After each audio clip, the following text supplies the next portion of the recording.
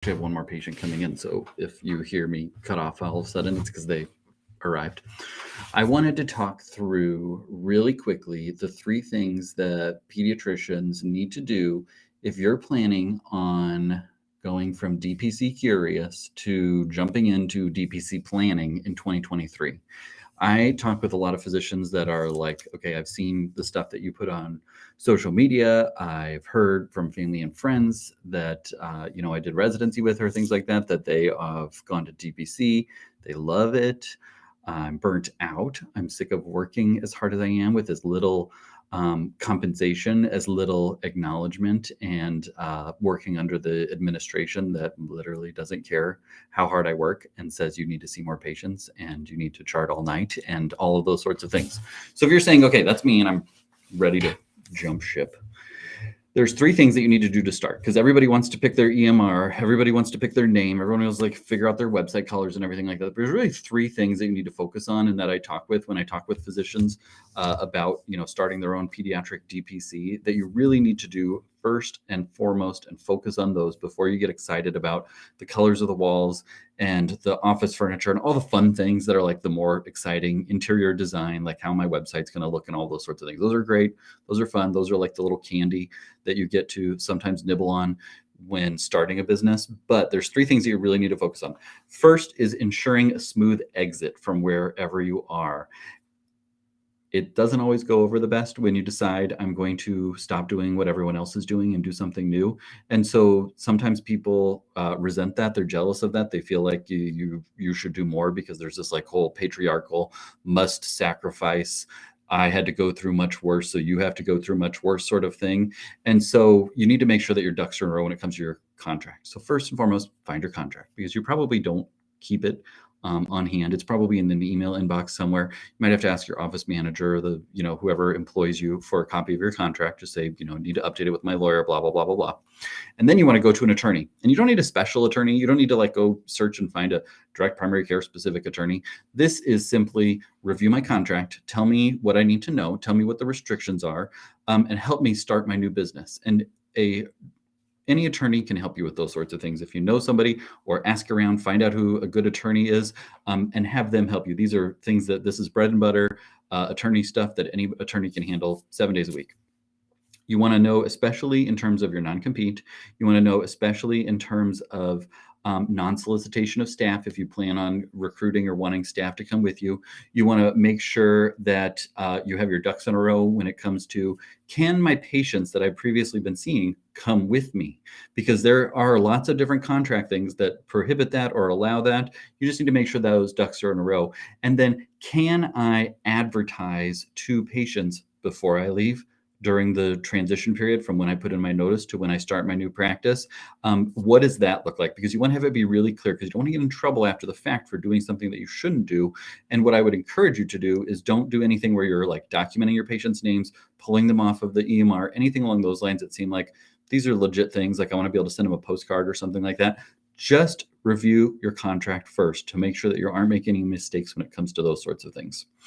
So ensuring a smooth exit means getting your contract, and then it means getting an attorney to review that contract and know exactly what that's going to look like, because once you put in your notice, everybody's going to get that contract out, and you don't want to be taken by surprise as to what is in it and what you need to specifically look at in terms of the non-compete, the non-solicitation, those sorts of things, advertisements, all of those sorts of things. You just want ducks in a row before that.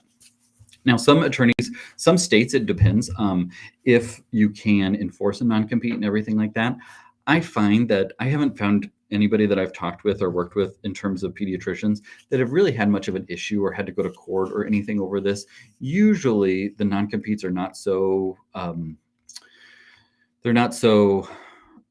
punitive that they can't be worked around, or that there can't be a mutual appropriate outcome from the non-competes and everything like that. But definitely start with your attorney. Don't declare anything to anybody until you've talked with your attorney and know exactly what it's going to look like, because you are walking into resigning essentially, or putting in your letter, and you don't know how they're going to react. They might just say, okay, we're going to fire you on the spot. They might be acting from a place of emotion. And then you can say, well, did you know that you can't do that in my contract? And that's not legal to do. They might try and do all sorts of different things. So it's just good to have your ducks in a row, have that attorney ready, update your attorney after you turn in your letter, all those sorts of things.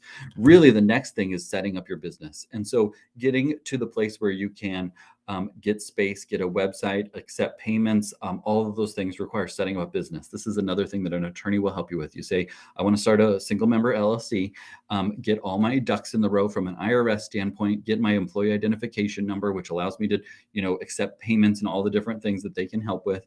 Because when it comes to actually like, okay, how does a patient come into the office, pay me a membership fee? How does that get into my bank account so I can buy groceries? Well, you have to have a business setup. You have to have a tax ID number. You have to have those sorts of things that they will help you with. And so setting up that business is important. Tied to that is having a name for your business, because you're going to have to register your name, make sure that there isn't another, Lakeside Pediatrics or whatever it might be, so that you can register that name, get all of those ducks in a row so that those things don't slow you down when you go to sign a lease agreement for your space or get a loan or something along those lines. Those are things that you need to do. And those are kind of the first order sorts of things. Ensure a smooth exit by reviewing your contract. Have your attorney set up a single member LLC to get all of your ducks in a row. You've picked a name, and then really there's going to be a ton of different things that you have to pick, but getting your name out there so that, let's say you cannot advertise, you can't recruit patients. They're not going to tell patients where you're going. Your current patients, in worst case scenario, are going to get a letter that says, Dr. Smith has left. You have been assigned to Dr. Jones. And that's all that they get. And they don't get any more information. Well, you want them to be able to find you. The two ways to do that is people are going to Google you and say, well, where did Dr. Smith, go all of a sudden? They're not here anymore. They must be on Google somewhere or something like that. Even better, if you have a social media following that starts before you leave, you can create good content that's not about you and your practice, but just normal answering pediatric questions. How do I know if my child has a fever? When should I call the doctor? What's RSV? Should I get a flu shot? I mean, there's a million questions that you deal with every day that you could easily answer. You start that, and then when you see patients, you always say, hey, I started an Instagram account. Hey, I started a TikTok account. Why don't you follow me? And I can give you some good, pediatric information. And then when they get that letter, when the day comes, guess where they're going to look? They're either going to look on Google and they're just going to Google you and say, well, where did they go? Or they're going to look on their social media that you already follow you on and say, there they are. Oh, well, that's interesting. New practice. Oh, direct primary care. Never heard of that. I need to learn more.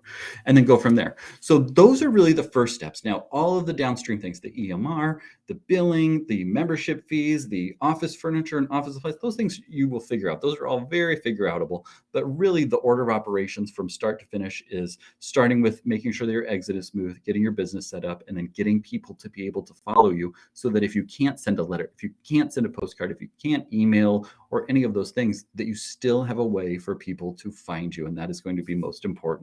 Hopefully this has been helpful. I am not the most organized person in the world, but I did somehow create a month by month list of all the things that I did, like month by month, when I was leaving my practice and starting my pediatric DPC. And so if you would like that, just text me. It's 402-741-4494. Just text me, say, hey, can you give me that PDF where you have your list of like all the things you did? I did it. So I started in January and I started in June with the planning phase. So there's a 6-month period. Obviously, if you're doing it in 3 months, you can just, cram everything together a little bit more. But I'm happy to share that with you because you're, it saves you a lot of time when it comes to like reinventing the wheel, which you certainly don't have to do. Best of luck to you and hope this helps.